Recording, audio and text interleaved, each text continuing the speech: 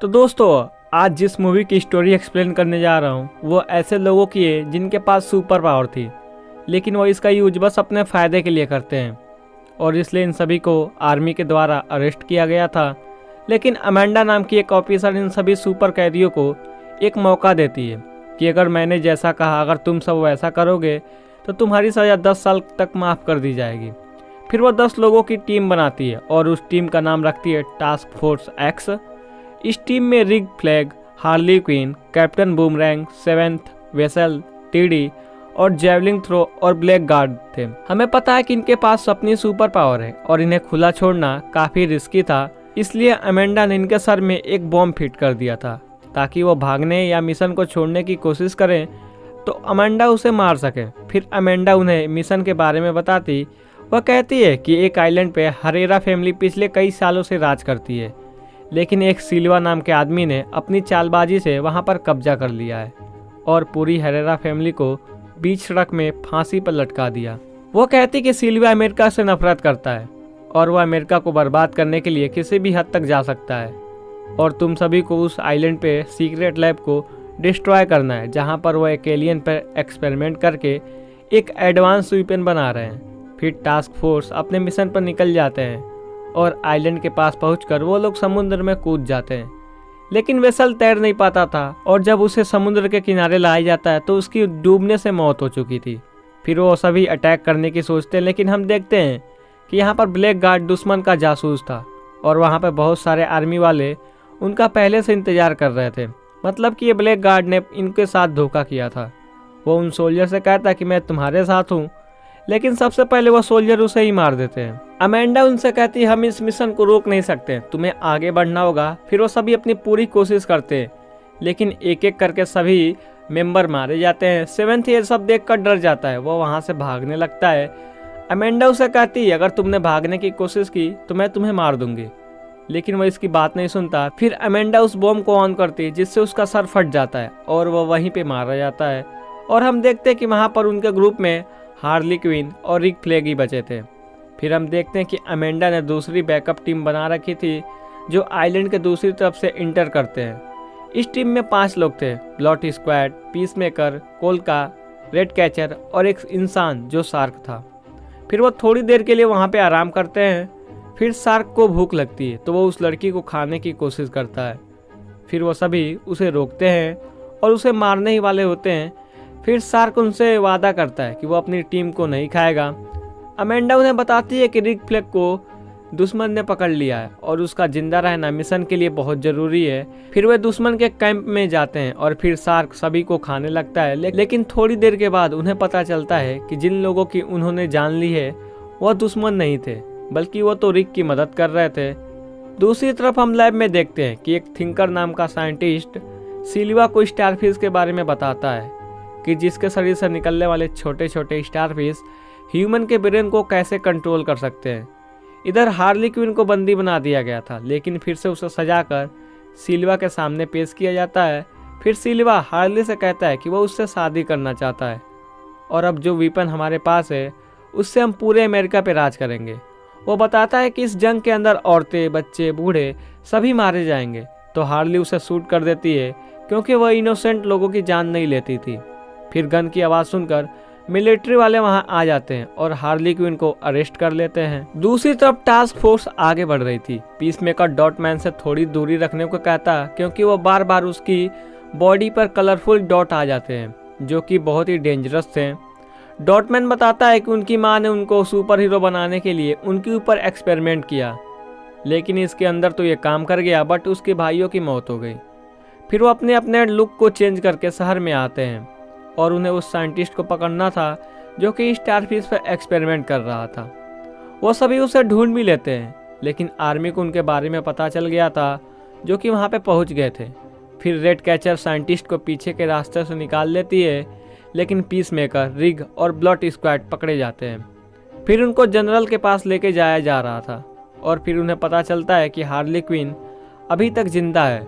फिर वे सभी वहाँ पर उनको मारकर भाग जाते हैं और उनका पहला मिशन था कि हार्ली क्वीन को बचाना। इधर हम देखते हैं कि प्रेसिडेंट हार्ली को टॉर्चर कर रहा था, लेकिन वह उन्हें कुछ भी नहीं बताती। उनकी टीम हार्ली को बचाने के लिए वहाँ पे आ चुकी थी, लेकिन प्रेसिडेंट के जाने के बाद हार्ली ने गार्ड को मारकर लॉक को खोल लेती है और सभी को मारते हुए वो बाहर निकलती है। फिर जब हार्ली उन्हें देखती है तो बहुत ज़्यादा खुश होती है और फिर उनका आखिरी मिशन रह गया था कि उस लैब को डिस्ट्रॉय करना। फिर वो उस लैब में इंटर करते हैं और अंदर उनकी टीम अलग अलग डिवाइड हो जाती है। ब्लॉट स्क्वाड, पीसमेकर और शार्क बिल्डिंग में बम लगाते हैं और बाकी के बचे लोग प्रोजेक्ट स्टारफिश को डिस्ट्रॉय करने के लिए जाते हैं। साइंटिस्ट उन्हें लैब के अंदर लाता है जहां पर हम देखते हैं कि स्टारफिश लोगों के चेहरे पे चिपके हुए हैं और ह्यूमंस के बॉडी पार्ट को काटकर उन पर एक्सपेरिमेंट किए जा रहे थे। वह उनसे बताता है कि ये एक्सपेरिमेंट पिछले 30 सालों से किया जा रहा है और ये एलियन सबसे पहले अमेरिका में मिला था, लेकिन अमेरिका वाले इस एक्सपेरिमेंट को अपने देश में नहीं करने वाले थे, इसलिए वो इसे आइलैंड पे भेज दिए और खर्च के सारा सामान भेजते गए।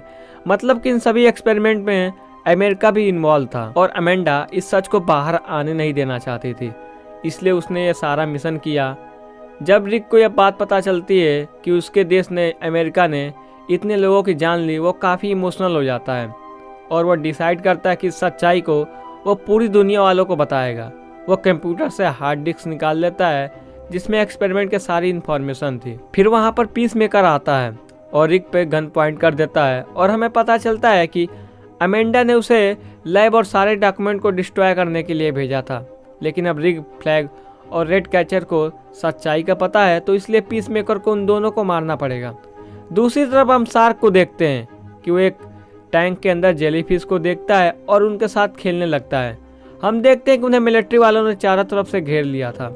हार्ली, डॉटमैन, ब्लॉट स्क्वाड लैब के अंदर छिप जाते हैं और सोल्जर के फायरिंग करने से पहले ही डॉटमैन उनके ऊपर डॉट फेंक देता है, लेकिन बाई मिस्टेक उनके बिल्डिंग में लगाए हुए बम से जा टकराता है और एक एक करके सारे बम फूटने लगते हैं। शार्क जिस फिश टैंक के सामने था वो टूट जाता है और वो बहता हुआ अपने मेंबर के पास आ जाता है, लेकिन वो जेलीफिश बहुत ही खतरनाक थी। वो सभी मिलकर शार्क को काटने लगती हैं और फिर वो वहाँ से नीचे गिर जाता है और नीचे गिरने के बाद सोल्जर उसके ऊपर फायरिंग करना स्टार्ट कर देते हैं, लेकिन उस पर गोलियों का कुछ भी असर नहीं होता और उन सभी को खाने लगता है। पीसमेकर रिक को शूट करने ही वाला था कि बिल्डिंग गिर जाती है और वो सभी घायल हो जाते हैं। हम देखते हैं कि वहाँ स्टारफिश आज़ाद हो जाता है और उस साइंटिस्ट को मार डालता है। रिक और पीसमेकर में बहुत ही घमासान युद्ध होता है जिसमें रिक उसे बहुत बुरी तरह मारता है, लेकिन पीसमेकर एक नुकीली चीज़ से रिक के दिल पे वार कर देता है जिससे उसकी मौत हो जाती है। फिर रेड कैचर उस हार्ड डिस्क को उठा के लेके वहाँ से भाग जाती है। बाहर आकर वो देखती है कि पूरी बिल्डिंग गिर रही है और ऊपर हार्ली, डॉटमैन और ब्लॉट स्क्वाड अपनी जान बचाने की पूरी कोशिश कर रहे हैं। पीसमेकर उस लड़की को मारने ही वाला था कि ब्लॉट स्क्वाड ऊपर से वहीं पहुंच जाता है। वो देखता है कि पीसमेकर रेड कैचर को मारने वाला है, इसलिए वो उसके ऊपर फायरिंग करता है। ये दोनों फायर करते हैं, लेकिन ब्लॉट स्क्वाड की गोली छोटी होती है जो कि चीरते हुए पीसमेकर के गले में जा लगती है और वो मारा जाता है। फिर रेड कैचर उसे बताती है कि पीसमेकर ने रिक को मार दिया है और ये एलियन एक्सपेरिमेंट अमेरिका ही करवा रहा है, लेकिन हम देखते हैं कि वो एलियन स्टारफिश बिल्डिंग से बाहर निकलती है जो कि बहुत बड़ी थी। मिलिट्री वाले उसके ऊपर फायरिंग करते हैं, लेकिन उसको कुछ नहीं होता है। वो अपने शरीर से हजारों की संख्या में छोटे छोटे स्टारफिश निकालती और वे लोगों के चेहरे पे जाकर चिपक जाती है और वह शहर की तरफ बढ़ने लगते हैं। अमेंडा देखती कि उन्होंने स्टारफिश को आज़ाद कर दिया है, लेकिन उसका मिशन पूरा हो गया जो कि वो बस अपने सबूतों को मिटाना था।